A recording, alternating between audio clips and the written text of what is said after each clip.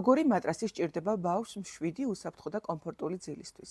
ინტერნეტში უამრავი მასალის მოძიება და დამუშავება დიდ დროს მოითხოვს. ამიტომ ჩვენ დაგეხმარებით და დეტალურად ვისაუბრებთ ამ თემის შესახებ. ბავშვის ზრდა განვითარებისთვის ძილი მნიშვნელოვანია. ჩვილი დღე-ღამეში 18 საათს ატარებს ძილში. მატრასი იმ ნივთებს განეკუთვნება, რომელიც არ ჩანს.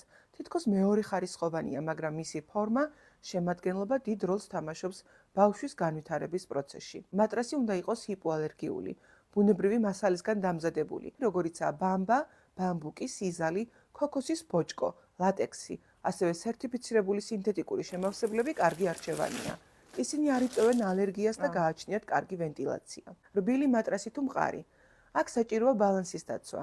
რადგან ზედმეტად რბილი მატრასი ისეთივე ზიანის მომტანი შეიძლება აღმოჩნდეს, როგორც ძალიან მყარი. გაითვალისწინეთ, რომ მატრასი ზუსტად უნდა იმეორებდეს საწოლის ფორმას და არ უნდა იყოს საწოლზე მცირე ზომის, თუნდაც რამდენიმე სანტიმეტრით.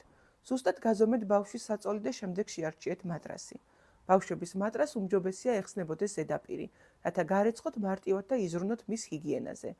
თუმცა ასევე შეგიძლიათ მატრასის დამცავი ქსოვილის გამოყენებაც.